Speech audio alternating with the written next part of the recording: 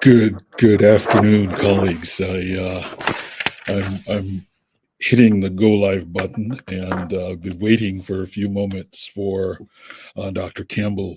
He is, tells me, on his way from a, I guess, a outreach visit in Plaisance or something of this sort, and so we're going to wait a few minutes for him to join us. So, maybe I'll just say a few words while we wait for him to join us, and trust that he will be here rather shortly. So, while we wait for Dr. Campbell, uh, he's running a few minutes. As I've said, he's running a few minutes behind schedule. Perhaps I should, take a moment to provide some additional context for today's conversation and why I believe it matters really so much for Guyana's political future. You know, the GBJ, we think that the recent general elections have fundamentally reshaped Guyana's parliamentary landscape. I think for the first time in recent memory, we have a three-party system in parliament. Uh, really four parties. The governing PPPC. So he's just he's here. So I was just adding some context, but our guest is here, and I know you could take a moment and gather your breath. You don't have to rush. Thank you. Are you hearing me? Yeah, I can hear you fine. Let me set up. Yeah, take your time. Take your time. My apologies. I just have to start it exactly at the time that it's scheduled, because I don't want to, have folks join and then wonder whether or not we were there. So Right. better for me to say a few words. Take your time. No, you can go ahead. You can go ahead. All right. So I'll start for real now. So once again, good afternoon to everyone. Thank you for joining us from across Guyana and across the world. I know you have one person in Zurich, Switzerland, who's watching. So he says I should convey my regards to you. Yeah, I suspect I know who that is. Thank you. Yeah. So I want to welcome everyone to this Transforming Guyana, New Voices, New Visions, this special series brought to you by the Guyana Business Journal. I'm your host, Terrence Blackman, chair and professor of mathematics at Medgar Evers College and founder of the Guyana Business Journal.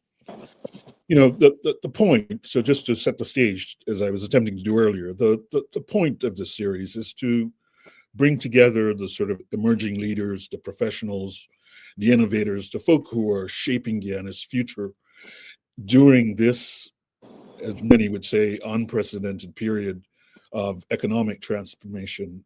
And the goal is to use these sort of in-depth conversations to, in a calm way, explore the challenges, the opportunities, the visions that we think will define our nation's next chapter.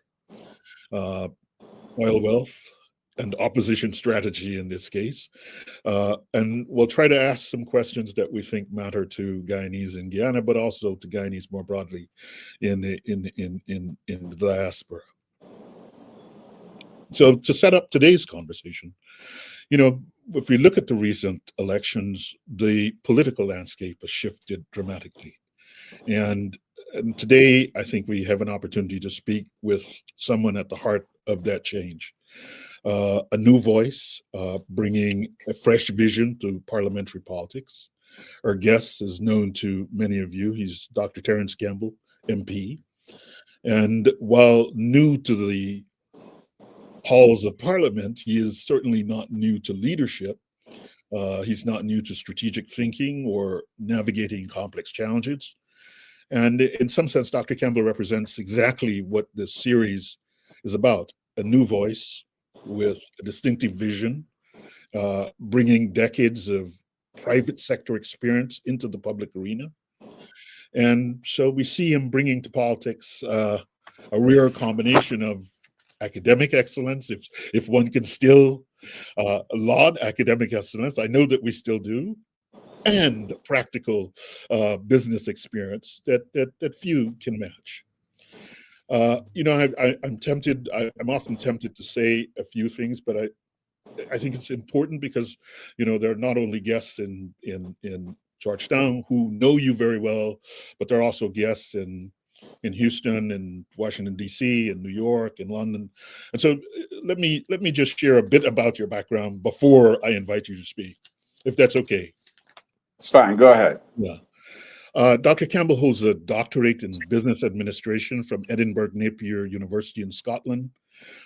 Before that, he pursued doctoral studies in economics and international business at Pace University's Lubin School of Business here in New York.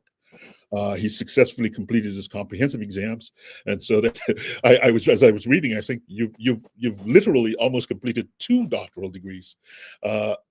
So yes, completing the comprehensive exams, many of folks would know, is akin to being 85% of the way there, and it's just a function of whether or not you and an advisor can link up in an appropriate way. So, I just wanted to say kudos on that. And I also wanted to add that he also earned an advanced graduate certificate in finance from Fordham University's Gabelli School of Business in 1998, and a Master's of Arts in International Business and Management with merit from the University of Westminster in London in 1997. And beyond his academic credentials, Dr. Campbell is a professionally certified chartered insurance practitioner, having earned his associateship with the Chartered Insurance Institute in 1992, and holds a fellowship with distinction from the Life Management Institute, which was awarded in 1985. Many of you know Dr. Campbell from the business front. He's the founder and chief executive officer of the Camus Group, a position that he has held since 1993. Many of you know that the Camex Group is one of Guyana's most prominent business conglomerates, encompassing Camex Limited, the FedEx franchise for Guyana, Camex Suriname, which operates as FedEx Suriname, and Consolidated Cargo and Aviation Services, Inc., which serves as the ground handling for major airlines, including Caribbean Airlines, Amerijet, Leparcon. The group formerly included Camex Restaurants Incorporated, which operated franchises for Church's Chicken, Dairy Queen, Mario's Pizza, where Dr. Campbell served as the chief executive officer from 2006 to 2020. I should note also that earlier in your career, you were the president of Apex Insurance Brokers. I could say, I think often when people see someone, they don't have a sense of the span of the career. And one of the things that we've tried to do is that no one appears fully formed today, right? There is someone who has worked as the CEO of Apex Insurance Brokers from 1997 to 2007, continues to serve as a consultant in this regard, and has helped to build Apex into one of the largest insurance brokerages in Guyana. And a decade as a hand-in-hand mutual life and mutual fire and life insurance companies, rising from a management trainee to assistant manager for marketing. And I want to get the sense of, you are indeed an accomplished business leader, an academic, a public servant, and you're stepping into this new arena, taking on the helm as the leader of the Partnership for National Unity parliamentary team. And I think your story kind of embodies the spirit of what we're trying to communicate in this. We need new voices, challenging the sort of conventional thinking, a new vision from how Guyana can navigate this transformation. And so, Dr. Campbell, we want to thank you so much for making the time to be with us. We want to welcome you. And perhaps I should start there. You've built this significant business empire: logistics, insurance, hospitality, aviation services. You hold a doctorate, multiple advanced degrees. You're a respected voice in private sector, decades of proven success. why you yourself describe yourself as a newbie to Parliament. What motivated you? Why even take this up? That I think that's a question that most people want to know. Like, I've just read. I mean, yeah, why? So, thank you for having me on, Terrence. And that's a good name, by the way. I like that, and I see that we both have the two R's and E in both places. So and I'm taking note of that. and this is an interview that has been long overdue. Yes, sir. We've had scheduling issues for many probably years. It might have been a year or 2 years we've been trying to get this done. Get together. Yes. But never too late.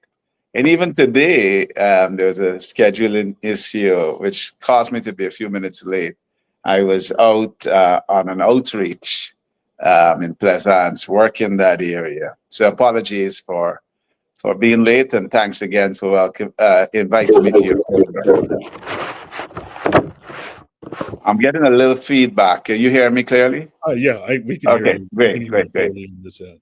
You know, there are two things that drove me. One, I've always been an anti-corruption activist. I would have been in my late 20s, probably just 24 years old.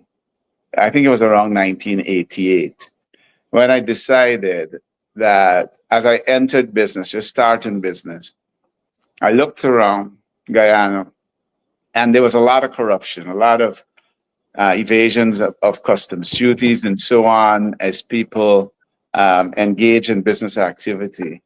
And I decided that, having come from an insurance company background where I was a senior manager by the time I left, I worked in a company that didn't dotted the I's, crossed the T's, did everything by the book. I had a general manager, Walter Spooner, with whom I'm still in contact.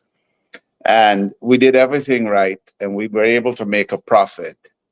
And that was the lesson that I took with me into my entrepreneurial career, that you can do everything by the book and still make $1. And so as I continued, corruption has only gotten worse.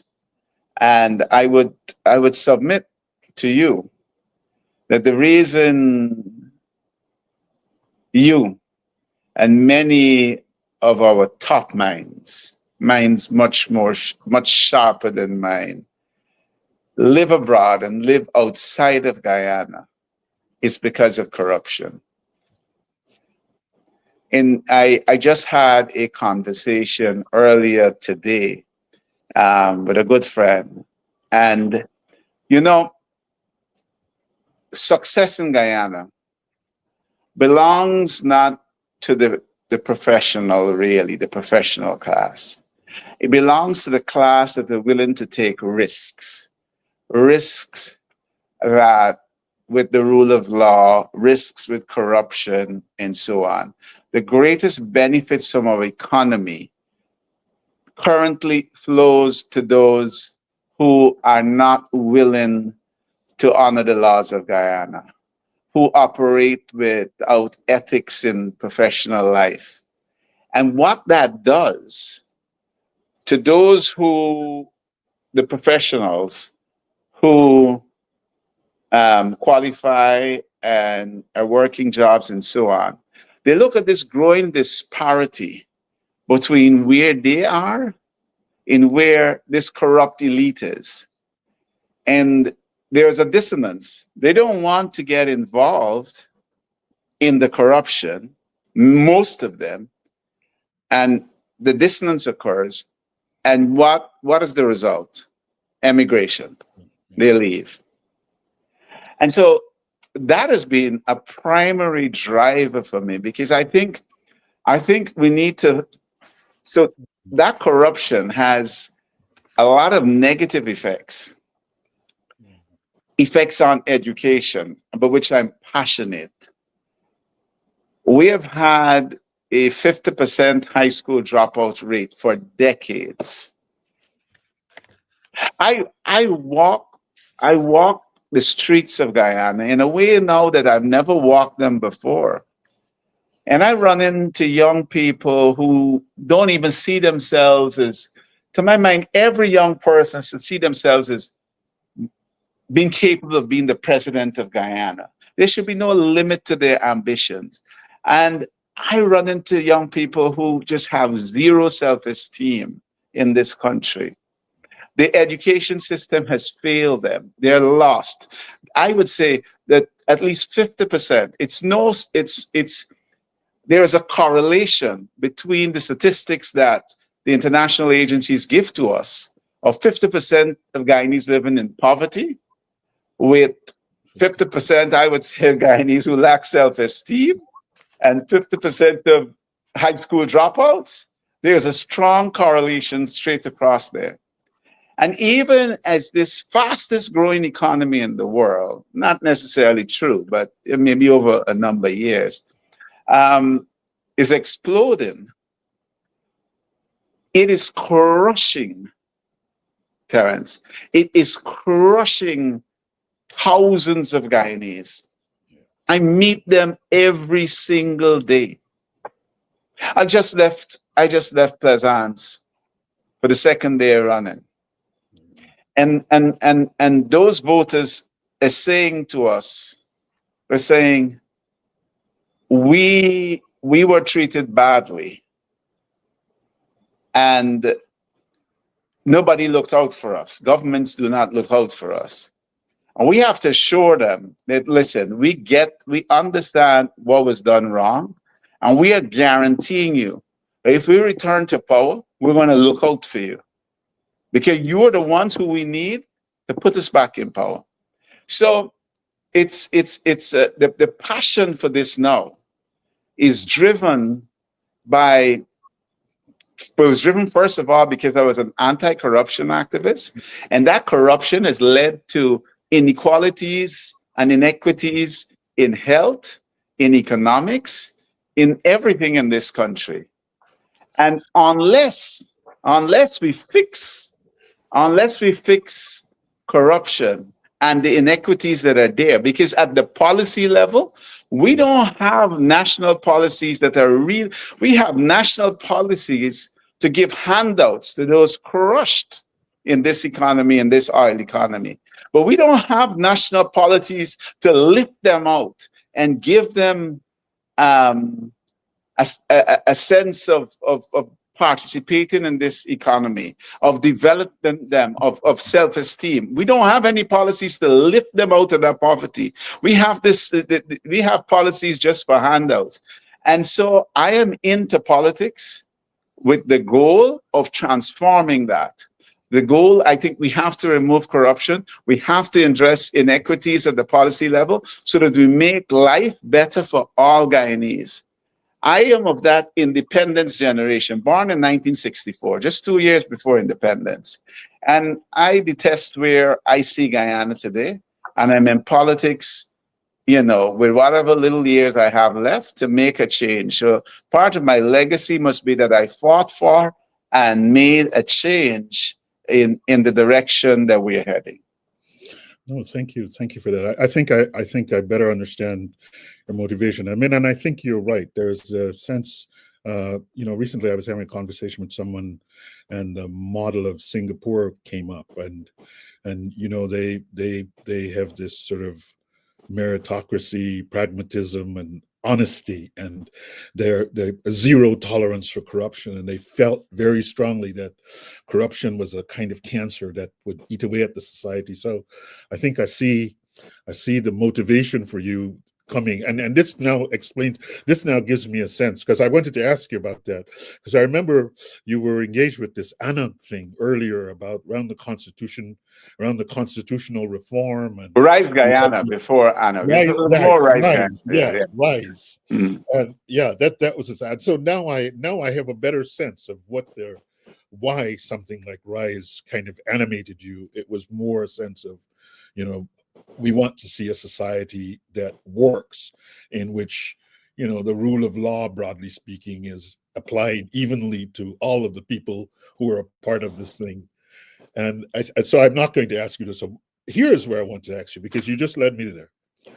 So this is about, like, you started to talk about the visit to Plaisance and some of the challenges, the deep-seated psychological challenges, economic challenges, social challenges that you see the people who are naturally, you see it in 50% educational challenges.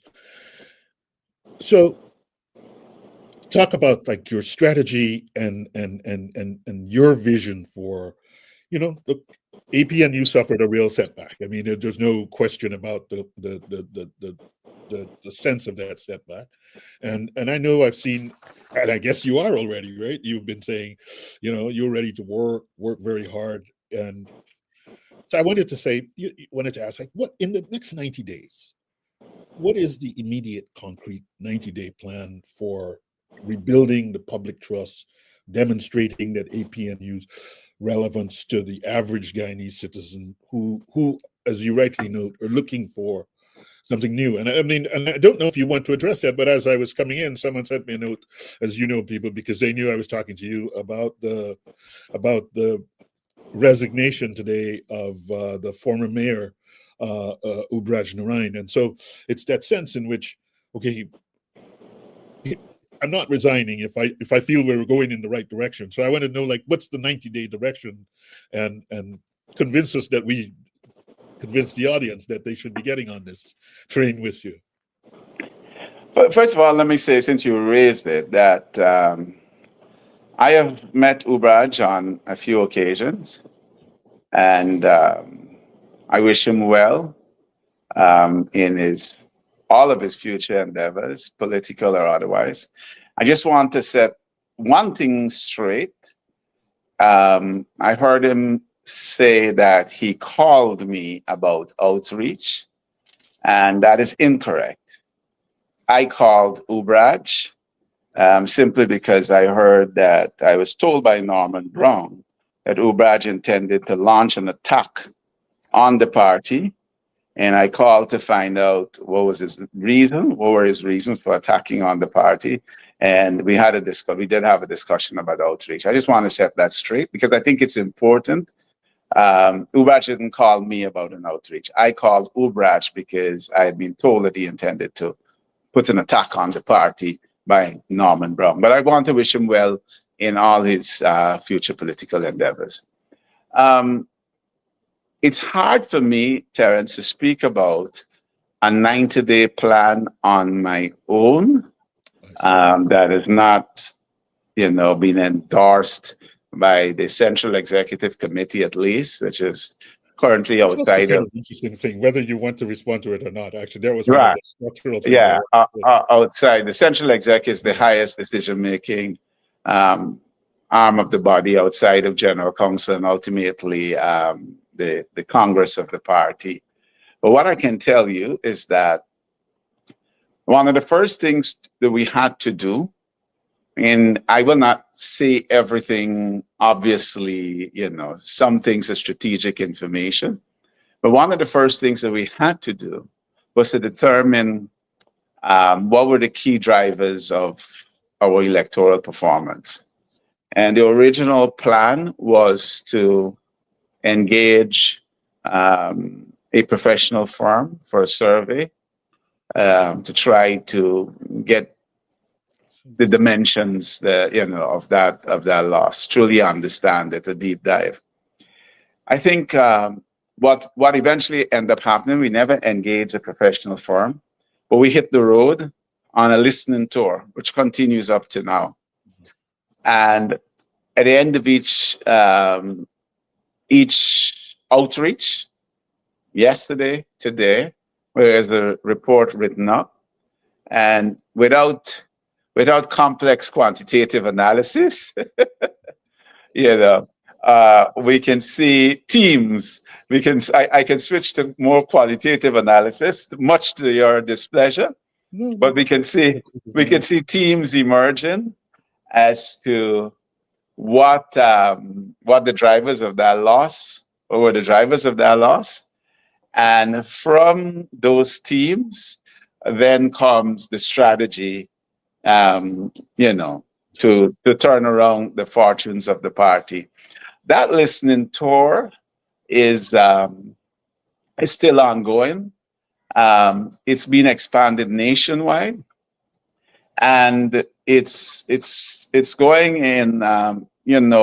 We've moved from like single teams working across to multiple teams. And just to briefly return to Ubraj's interview with Norman Brown, I heard him complaining that there was an outreach planned yesterday for Albertown, and that it did not come off. He did mention something about Plaisance. MP Psycho Andrews and I were in Plaisance. We were working with another team in Plaisance. I had promised that team that I would work with them, and we were disappointed that the Albertown outreach did not take place. But at least something is happening. Imagine 5 years. You know what's tough, Terrence? Yeah. 5 years. I don't think we've ever seen any political party in the history of Guyana starting its campaign with daily outreaches and activity 5 years before the next election. It's never been done. It's never been seen. But yet, you have someone who, because a single activity, we must have had, I don't know, I know it's way past 20, probably close to 50 outreach activities since the last election. We are literally working around the clock. Saturday, Friday and Saturday, Dartmouth. Monday, Ling Avenue. We had some rains on Tuesday. Wednesday, Plaisance. Thursday, Plaisance. Tomorrow, New Amsterdam. It's literally around the clock. I've been, a friend of mine said, you have a Garmin watch. Check your body clock, or your body battery. Yeah. And because I said, I go to bed tired and I wake up tired. And so apparently with this body battery, when I wake up, I should be at about 80 or 70. Only one day in the last 2 weeks, I was 80. Every other day, I was below 50, falling to as low as 5. No, I have to say that part of this thing is you have to be there 5 years from now. Exactly.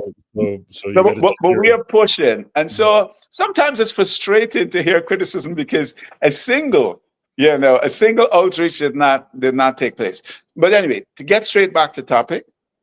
So I think at this point, we have not exhausted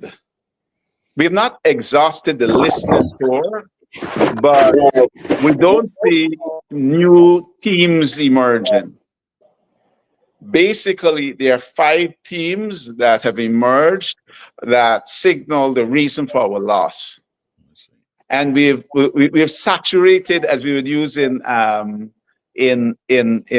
qualitative analysis, we've saturated the data saturation, and so we don't see any new teams.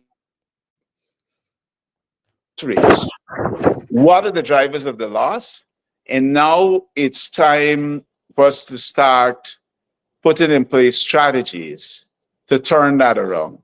But that's only the political aspect, the hard in the trench political aspect of being an MP and the parliamentary team. In Parliament, you would have seen that our team has put forward from the get-go more motions, questions, bills than any other team on the opposition. So we intend to be very aggressive, even though we're only 12, and to hold the government accountable. And we've touched them on everything from national security to local government to vehicle registration to the NRF to biometrics, gold scholarship, everything. We have been out there to agricultural issues.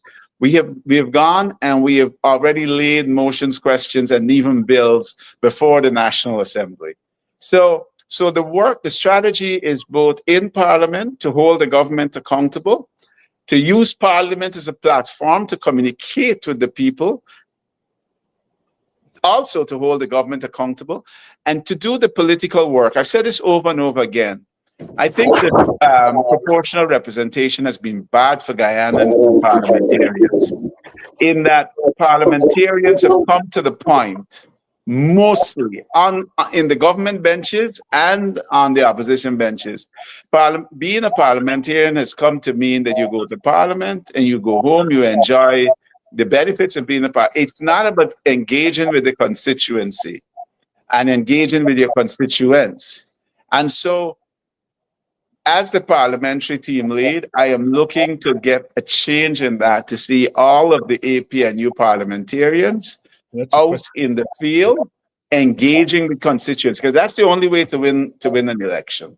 So that's actually a question that's come in for you from John Yates. I'm on my phone, so I can't read it. So if you read it from me. So the issue is kind of what is being done. So as you've talked about, the parliamentary situation, to bring all of the opposition members together as kind of an opposition over the next couple of years to address this challenge of you want to be a united opposition against a government with a 36-seat majority.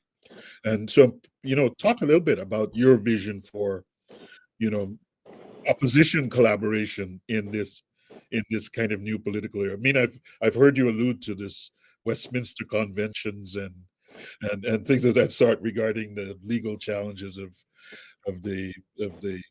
Let's move past the Westminster conventions for now. Listen, yes. we have to be pragmatic here about the current situation.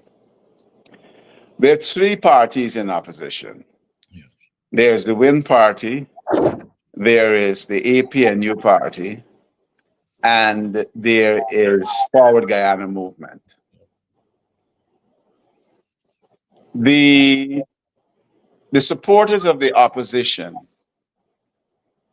I recognize, and the APNU team recognize, that people want to see a unity on the opposition ranks to fight the PPP. They bigger than APNU. So even the APNU support is bigger than Win. The enemy is the PPP, and the same thing. However, let's be realistic. The Win Party, prior to the election, did not want a coalition with any other. They insisted that they were going to do it alone. I think the leader of that party is on record as saying he was going to do it alone. And so, at the end of the day, let's be practical. There is always going to be some competition there between the parties. Forward Guyana Movement wants to grow. They want to grow from 1 seat to take leadership. Win wants to grow from 16 seats to take leadership. What's wrong with the APNU? Go to invite me, to quote Clement Roy. So we have to be pragmatic here. There will be areas where there will be cooperation, and there will be areas in which we will seek to advance our own issues. Yes, we want the APNU is determined to rout the PPP by 2030. And for those, I put an equation on Facebook, I think it's yesterday. I said, those voted for PPP equal X. And those who did not vote for PPP equal X. I could actually put those who did not vote for PPP equal X plus. Because there is a tremendous opportunity as we go out and as we engage with the voters. We understand that many of them did not vote, and they did not vote because of those 5 dimensions that have emerged as teams. And if we can correct those dimensions, then a lot of them, they have said to us, it's left to be seen, they will come out to vote. There is not an occasion that we don't go out and we don't ground with the people and they don't say that, here, we're going to give you guys a chance, right? That happened including 10, 15 minutes, 20 minutes ago, right? So So there will be cooperation, for example. So there is some competition that's out there, and we are focused on growing, increasing our support come the next election. We are focused on bringing that X plus others, but the X plus that stayed home out to vote, right? And so those who think that the APNU is a spend force, it is not. It is not. Yeah. Because Can I ask you something along those yeah, lines? Is that maybe that's a background question? You know, like you've had these roles in, you know, business world, experienced operations, finance, marketing, human resources, logistics. You know, how do you see, you know, bringing that background into the parliamentary space, but also into this kind of outreach environment that you're, I mean, are you bringing some of those elements into the mix? so it's yes. You know, the voters are customers in my mind. And they've stopped coming to shop at my store. Yes. And I want to know why they've stopped coming and shopping at my store. And I want them to tell me what I need to do at my store to get them to come back. Right? But it's not always easy. First of all, politicians view business people with a certain jaundice eye. And so it is, and we business people, I guess it's also the reverse. We view politicians with a jaundice eye as well. It's not always easy to marry the two philosophical approaches. You know, there are challenges. Some people don't understand it. And some people don't understand, you know, it's not always you want to talk the entire strategy of what you're doing. And you can't. Otherwise, you lose what's called a competitive advantage. Everybody knows exactly what your strategy is. So yes, we are bringing, and I think it's not an accident that you will find MP Saiku Andrews and I working together.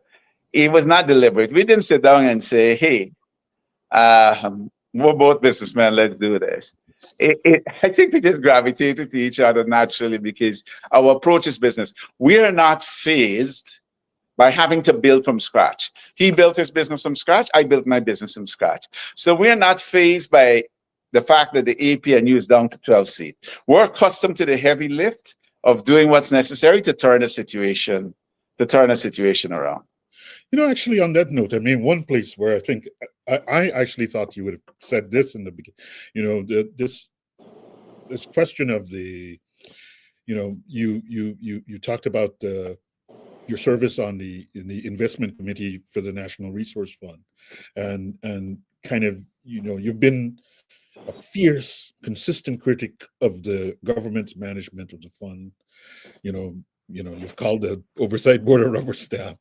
And so I wanted, you know, like to give, I know you just said, well, strategically, you don't want to talk too much about but give us a sense of, you know, how Terrence Campbell Central Committee led would kind of see this oil wealth, you know, maximum transparency, which you've been calling for, but real tangible benefits to the citizens that you have described throughout this conversation. You know, is there a different vision for how this might unfold relative to this natural resource fund?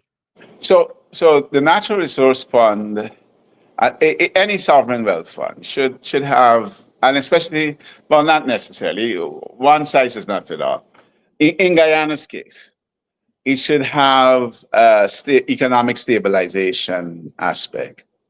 It should have, just in case there are economic shocks. And it was only back in 2020 we had a serious economic shock in the form of COVID. The second, it should have, very important, we should build up a fund for intergenerational equity. And in Guyana's case, we need funds for infrastructure development.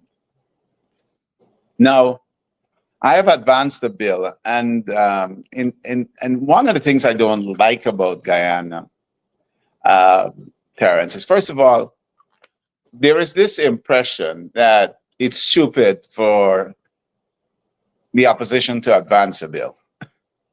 You know, you'll see the comments on Facebook. Y'all only get 12. Where you going with that?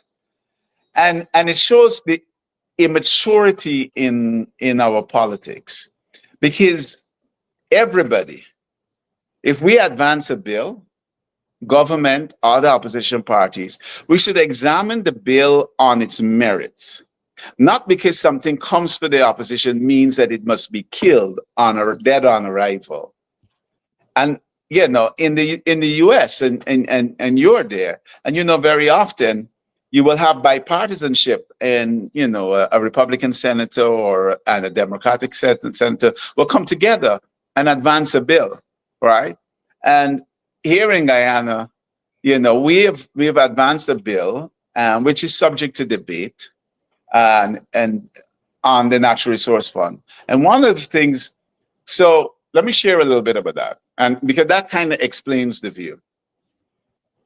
When Guyana discovered oil, there were fears about whether it would result in any tangible benefits for Guyanese, because we had seen examples around the world of countries that had developed oil sectors and where the people were still as poor or worse off, you know, after the discovery of oil than they were before.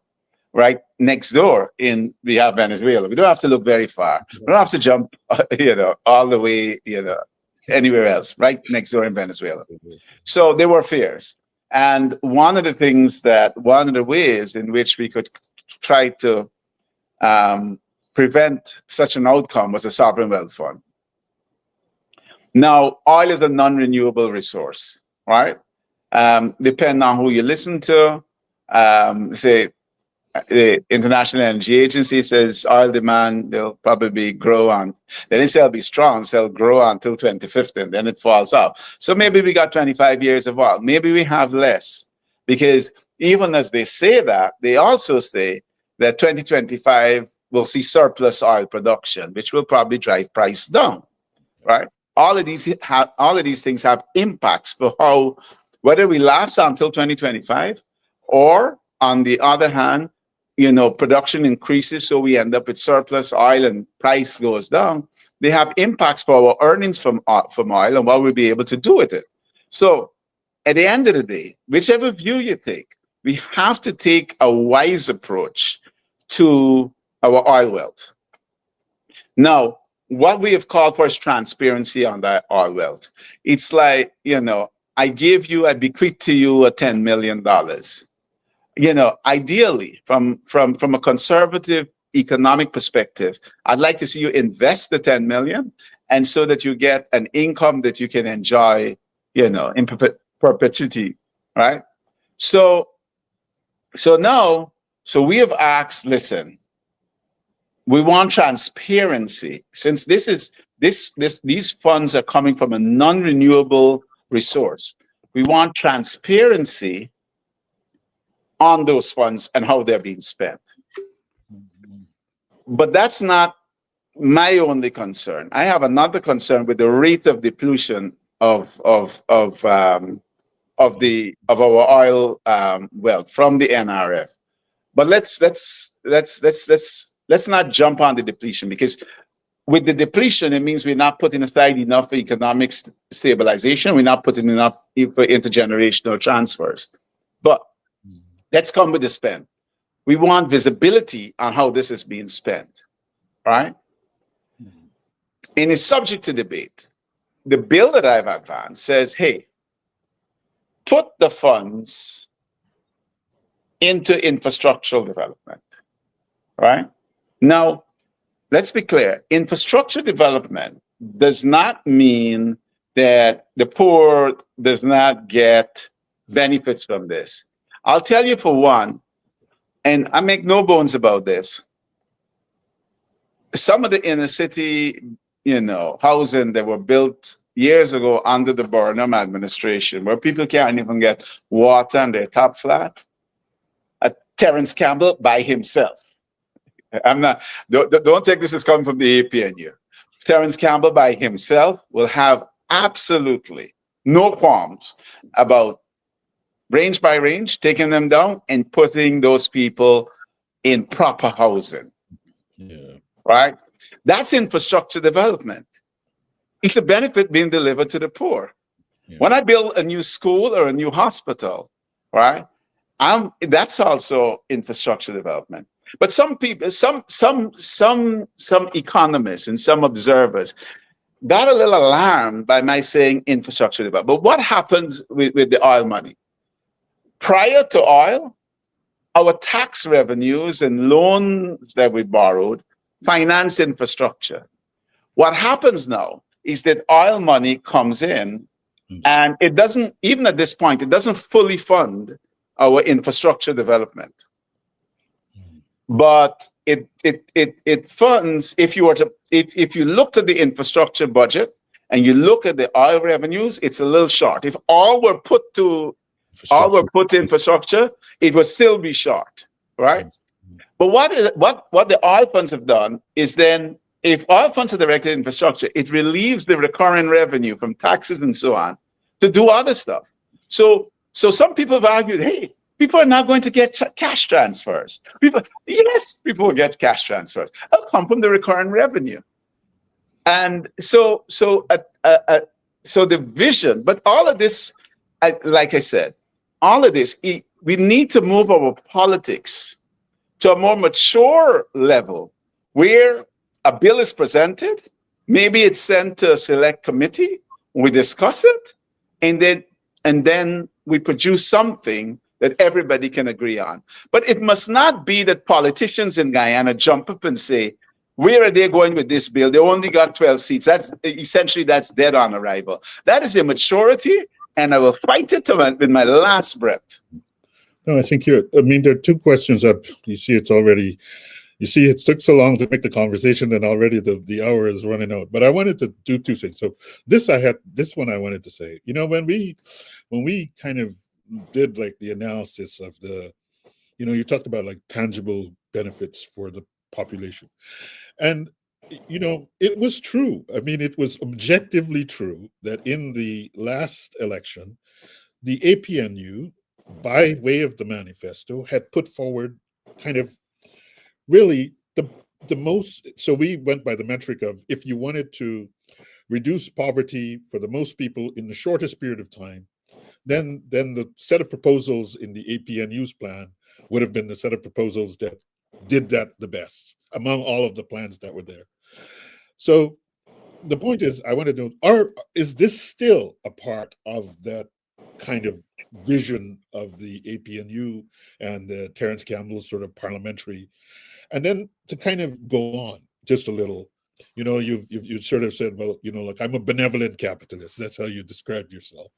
And so I wanted, because that's also part of the Guyana Business Journal, is to think about ways in which we get more entrepreneurial, we get more small people in businesses from a wider spectrum of communities. And I want you to talk to, like, what sort of plans do you have in that regard? So first, the question of, how you structured the sort of economic plan going into the elections, and then more specifically to talk about ways in which, you're aiming at supporting small business in an inclusive fashion to participate in some meaningful way in this value chain that we're currently blessed to be a part of. So you mentioned the manifesto, and you mentioned the fact that it was the best plan for reducing poverty in the shortest period of time for the in short period. Yeah. And you asked whether that is still the plan. It absolutely is still the plan. We are limited, though, as an opposition. We cannot really bring motions and bills that will produce a charge on the consolidated fund. So I would love to go and take a bill to Parliament and say, our senior citizens deserve $100,000 a month, but we're not allowed to bring that type of financial bill. If we were allowed, that would perhaps, even before the NRF and any of the other questions or bills that I've advanced, that would be the first. So we remain committed to our manifesto promises. On a personal level, Terrence, I am even more committed now in November than I was in July when I started to campaign with the APNU. And the answer is I have walked the streets of Georgetown and its environs, Region 3, and parts of the East Coast. And I have seen astounding poverty. I have traveled the world. You know, I've been to Soweto when things were really rough. I've been other places in the world where things were really rough. And I have seen poverty in Guyana that matches those circumstances. You know, the other day I was moved by an article and I got some licks on social media for it. You know, it bounced off. But let me say that I saw weight challenges that were not the weight challenges in those inner cities. They were not the weight challenges of too much steak, lobster, and caviar. They were the weight challenges of diets of calories, just pure calories, nothing else, right? And so on a personal, as the APNU remains committed to reducing the cost of living and reducing poverty or ending poverty in Guyana. Current policies of this government are not focused on that population, and they're Guyanese, and they deserve to benefit from our oil wealth. Yeah. But on a personal level, having seen what I have seen, and just because I can call the areas, but I don't want to exactly. But I have walked, and there are places that I never knew existed, Terrence.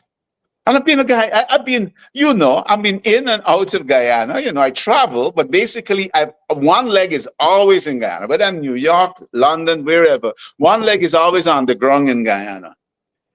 And there are places that I never knew. And the things that I've seen in those places. So that commitment to the ending poverty, to reducing the cost of living and ending poverty remains both for me personally, the parliamentary team, and the APNU at large. Now, in entrepreneurship, we have opportunistic entrepreneurs and necessity entrepreneurs. Amongst those trapped in poverty, they're actually going to be necessity entrepreneurs. And they open their little shops to sell and so on. But I think what we need to do is to upskill them. We need to upskill them and we need to find and put together the financing for them so that they can grow and they can earn and leave poverty behind. You know, I like to talk the story of a guy who I buy ground handling equipment, airport ground handling equipment from. This guy lives in Miami. And I do not, if you talk to him, he does not know parts by part numbers. He doesn't go by part numbers. But you tell him about any piece of equipment and he'll tell you about the part, right? Mm-hmm. But this guy makes over $8 million a year, US dollars. He has just been given a skill and he has used that skill to remove himself from poverty. And so the first thing I think we need to do, and it has to be a commitment from the heart. You really have got, it's not just about, and this is why I was aggravated over the weekend. It's not just about walking around in the inner city in the latest designer shades. And I don't care who's upset with me for saying this. I'm doubling down. It's not about walking around in the inner city in the latest designer shades and so on. You have to you have to feel from the heart. What you see has to impact you inside and drive a commitment in you that I am going to do everything that I can to help these people to get out of their current circumstances. It's not about handouts. It requires more. Yeah. And I think it requires upskilling them, maybe even one by one. I've always said that in the unlikely event I become president, in the unlikely event I ever become president of Guyana, the Ministry of Human Services is going to be doubled or tripled, because I would have to deliver on my promise to those people. And it's not just but a promise to them, but what I feel in my heart for them. I was born into poverty. Only today, a good friend of mine for 5 years, I shared the story. I've never shared the story in detail in public. And so if I share that story, you would understand, because my life's journey, I've been phenomenally blessed despite my Humble beginnings. Yeah. that's a lot less than just humble beginnings. Humble beginnings is an understatement, right? I was born in 1964 in Madhya, in poverty. And so it requires upskilling them. It requires mentoring them. It requires giving them financing to start on their own, right? So that they can lift themselves. We're never going to be, I'm practical. I'm never going to be 100% successful. But as many of those who are mired in poverty that we can get out, that is the plan. And for those who move up the food chain, one of the things that we had in our manifesto, it was a line or two, was a junior stock exchange. Because for many of them, getting financing from the bank is a problem. I mean, I was having problems getting financing from the bank up to about 2-3 years ago. And I've been in business, at that point, I've been in business over 30 years, 3 decades, never faltered on a bank loan, you know? And so it's about a junior stock exchange where maybe for the first 5-10 years, there's no corporation tax and so on. And they don't have to sell their souls. They can still retain ownership of the business, get the financing, get a board, get the correct advice so they can scale their businesses. So these are some of the plans that we had. And we also had plans for those who were going to go to school, learn a trade and so on, a stipend to keep them going through that period as we upskill them. Because many times people can't take the time to go, into these training programs because they need to eat. So these were all the plans that we had as an APNU government to help those people, and we remain committed to them. Yeah, this has been a really, I know it's we're hitting up, it's 5:58. And so there, I mean, I want to mention 2 people. So one person, as you spoke a moment ago, another one of the Guyanese who I have some tremendous respect for is this woman, Karen Abrams, former basketball player, St. Roses, and the founder of STEM Guyana. And as you spoke there a moment ago, that's in some ways one of the ways in which she speaks about, she, I think, has helped me to see the importance of education for every single child. And she sort of flipped the thing around and she said, look, it's not about the kids who are passing for, the elite secondary schools, but the point is, in this moment for Guyana, is to frame a vision where you want an elite school for every single Guyanese. And I think what you just addressed there is sort of something that has resonance, and I hope that as you folks continue along this path. Well, we have to have equity in education, right? That's a great leveler. Equity in health, that's a great leveler. Equity in economics, in the distribution of the resources of this country. We don't have those things, and there is not a will demonstrated by this government to ever bring that to fruition. Well, I know we've come to the end of we've come. So let me just ask you. So this has been a really it's been an incredibly insightful hour, and I think initially my goal here is to get a sense of like what is this guy really passionate about? What is he real? And I think I understand that much better now, and I think that the commitment that you've just expressed to a genuine commitment to poverty, not the, not the sort of superficial commitment to poverty that sees it as a place to have a photo opportunity to represent, but to genuinely understand that if you want to move someone from poverty to self-actualization, that requires a lifelong commitment to doing things, to creating institutions, to being a mentor, to being a supporter, to being a funder, to being a whole series of things, to build institutions designed for doing these things. And I think we have the sense that that is something that you certainly care about. And I want to thank you for the candor and for sharing that vision with us. So maybe as maybe as we close, give us the last sense of like what your new vision for Guyana. I mean, I think we see the contours, the corruption, the care for those who are less fortunate, the ability to sort of build things. But I'll give you the last word. Well, we can end where we start. Respect for the rule of law. Reducing corruption. I'm practical. We're never going to eliminate it. Aiming to reduce inequities in education, in health, in the distribution of resources, and so on. And then that would lead to a Guyana, a more equitable Guyana. And here's the vision. A Guyana where Terrence Blackman, even if he left and went to get his PhD, the day after he defends his doctoral dissertation will be on the first flight returning to his homeland. That is the vision.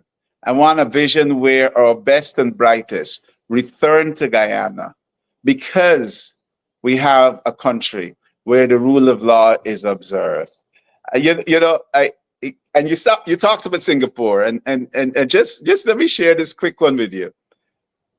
I was in Singapore, and I went for I was walking, just arrived, stepped out my hotel, discovered that just down the road there was a mall that had good food and so on. So I'm walking, going to the mall, and even for me, my disrespect for the rule of law, I reached a traffic light, right? And there are 30, 40 people, it's a dense, there are a lot of millions of people there on that. And so I reached the traffic light. And in typical Guyanese fashion, I look left, I look right, there was no car coming, and I ran across. And I realized nobody was running with me. Nobody was running with me. I got across and I turned back, and the skulls on everybody's face looking at me as, you crazy, And that was the last time that I jaywalked in Singapore. I want a society that respects the rule of law, the way we use the roads, the way we engage in business, everywhere, removing the corruption. And I think that's the society that when you graduate, when Terrence Blackman finishes his doctoral dissertation, he's not going to take up a job as dean or professor or assistant professor along the way at Medgar Evers. He is jumping on the first plane to come back to teach at the University of Guyana that's going to welcome him. Important that I say a University of Guyana is going to welcome him. And that's what we need. If we are really to develop Guyana, a Guyana that's going to be able to compete in 2050, 2070, and so on, 2100, that's what we have to fix. Where our best and brightest return to develop this country. And we can only do that if we drive it towards being a meritocracy. Well, Dr. Terrence Campbell, MP, leader of the APNU's Parliamentary Delegation, thank you once again for this frank and wide-ranging conversation. You've certainly given us much to think about. And to our audience, I notice, someone agrees with you that the question of the rule of law is of vital importance. No rule of law in Guyana is the main reason. Some folks are interested in seeing this being replayed in some various outlets. We'll try to do some of that. And so let me say thank you to the audience. for your engagement and for your thoughtful questions. And we hope that this is what the Transforming Guyana new voices, new visions can create a space for, this kind of honest dialogue about the challenges and the opportunities and the sort of ideas that will shape Guyana's future. So whether you agreed or disagreed with what you heard here today, we hope this has sparked some clarity for you and sparked your own thinking about the path forward. So thank you very much, Lily 9661. It was indeed a great conversation. Thank you very much. I'm going to end the stream. Thank you, Terrence. Thank you.